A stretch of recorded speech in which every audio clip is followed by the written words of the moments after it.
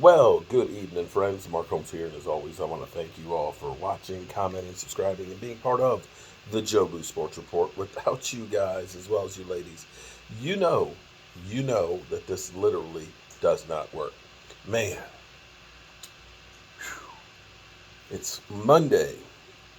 It's the beginning of the week, a new week, and you know what that means? That means Monday night live stream. We'll be live in less than an hour, about 59 minutes from now. Getting set up here actually in the Hotel Motel Holiday Inn. Um, Got to go guerrilla style because I'm on the road, which means I got to have two computers to do what I can do at my house.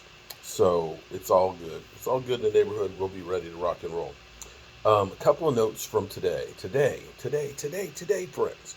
Today was the first day that the rookies start working with the veterans.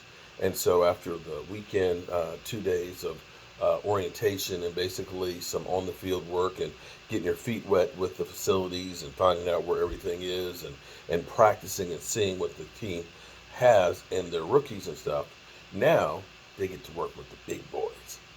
And I have to say that Damone Clark, I don't know if he'll ever be able to play again, but I can tell you one thing.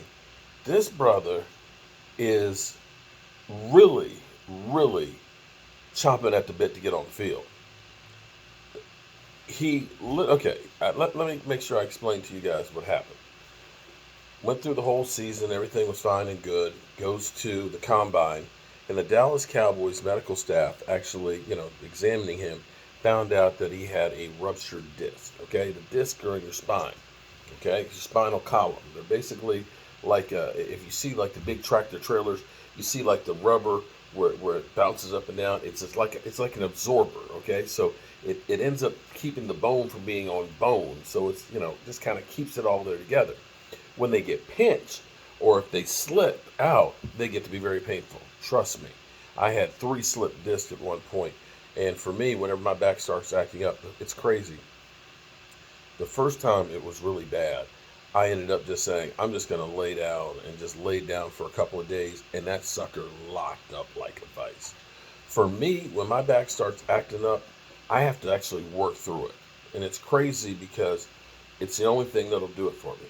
When I messed up my back the first time, they have like a steroid pack where you take like 5 pills the first day, 4 the second day, 3 the third day, and stuff to kind of get the edge off of it so you can start working out. But I've learned, for me personally, I'm not going to say for you to do this, but when my back starts flaring up, it's best for me to do more work to work through it. But for Damon Clark, for him, what they did was they fused two vertebrae together. And basically they take a piece of your bone from your hip. They harvest that. And what they do is they drill a hole between the two vertebrae. And they end up putting in this piece of bone. And then they put a metal plate over top of it with a couple of screws. This locks it in place so it heals together. And once those bones heal together, it's fused and locked. And you don't have the need for the disc. Peyton Manning had this done to his neck. And this is where Damone Clark was interesting. He was asked about, are you sure you're going to be able to come back from this injury and stuff? Here's the thing. There's only so many questions that you can ask a guy, okay? So a lot of times they hear the same questions over and over and over and over again and stuff, right? And so somebody asked him, I'm assuming, well, what do you think your chances are of coming back from this? And his response was, if you have someone like Vander Esch, who has the exact same injury and he's back on the field, why wouldn't I be back on the field too? What? Is he taking shots at Leighton Vander Esch? No. He's not taking shots at Leighton Vander Esch. No. Did that play? But what he's saying is if Leighton Vander Esch, who had the same injury, came back from having the fused vertebrae, then why can't I? Now, I'm not sure that that's the best example. Yeah, because that guy only had maybe one good year as rookie year. One good year. Because he's had kind of some issues. And I feel like this is the thing with Leighton Vander Esch. When he came back from injury the year before, I felt like he was playing not to get hurt. See, here's the thing with linebacker, and this is the problem with Jalen Smith too. Jalen Smith has the mind to be a great linebacker, but unfortunately no longer has the tools because, see, when you're a linebacker, you have to bring the pain, and you have to be able to step through people, okay? That means getting your head across the body. See, this is the thing that too many times, see, you young mother humpers don't understand what tackling is. We used to do form tackle, and it used to drive me crazy because we had Doug West. Doug West was a nose guard too. Doug weighed about 310 pounds. I was 225. But what you had to do was you had to get around the midsection, squeeze, arch your back, and pick up and carry. For Doug, it was easy. I was lightweight. For me, having to kick his big ass, it was hard. It was hard just getting your arms around Doug because Doug was like 5'10", and he was the fire hydrant. Rest his soul. Doug would have been one hell of a nose guard in the pros because he's the prototypical kind. He was short like a fire hydrant. And anyway, I digress. When you tackle, the way you really tackle and stop somebody, because they have the jerseys are so tight and everything that you can't grab a jersey. What you do is you get your head across the body, and basically you use your shoulder and your arm, and you're basically driving through and wrapping up.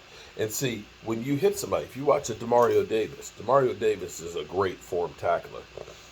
When they hit you, you're going backwards.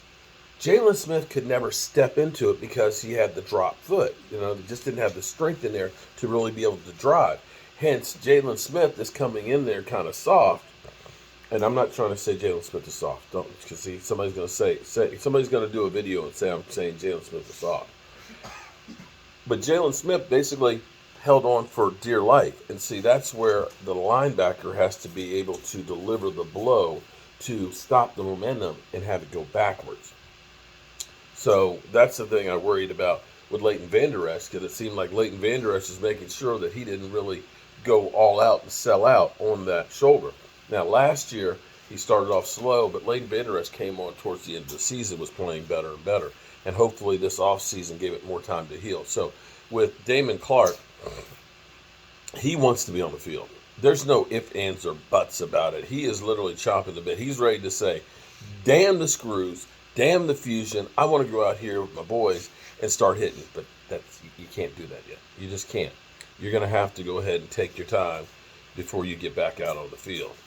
The other notes, of course, today is what our fearless leader, Mike McCarthy, said.